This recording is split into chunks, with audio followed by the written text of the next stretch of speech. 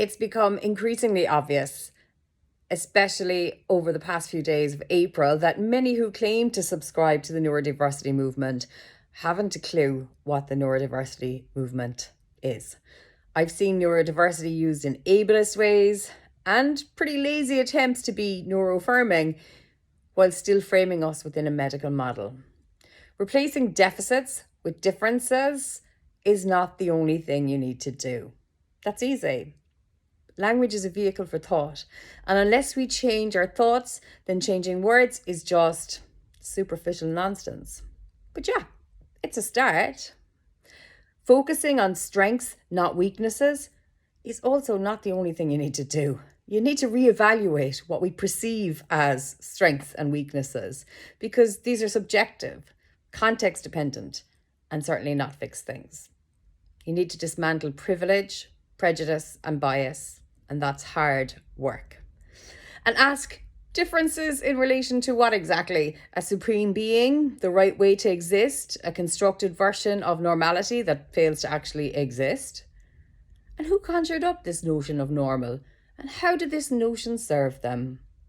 We're all human, folks. You need to understand what pathologizing normal human variance looks like.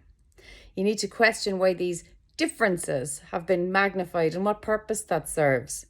You need to understand the impact that stigma, marginalization, and othering has on a community.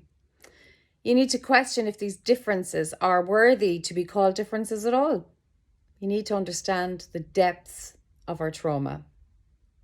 I've seen people peddling harmful ideas and services all use neurodiversity in their messaging.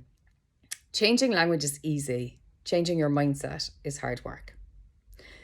It's also easy to label those of us who challenge you as the extremists, the troublemakers. But people who called me that 5 years ago are now just saying what I was saying then. And this is progress. And when we challenge, we encourage you to do better. When we challenge, we bring about much needed change.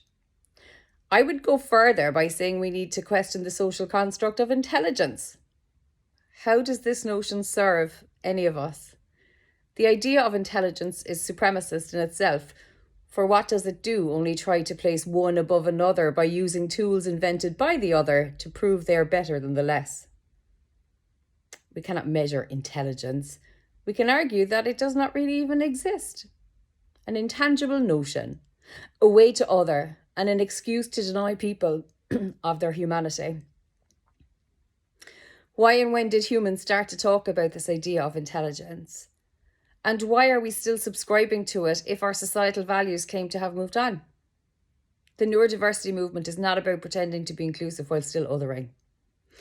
It's about real change. Change in mindset, change in understanding, change in thinking, change in worldviews, and change in the foundations of our society. A society built on segregation, racism, othering, dehumanization, power over another by proving they are less.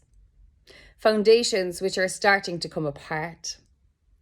We cannot move forward until we rebuild solid foundations based on meeting each other at heart level, seeing the light inside each other and in ourselves. This is a shift, a massive shift, not experienced quite like this before. And hijacking words just won't cut it, folks. We all need to do this work.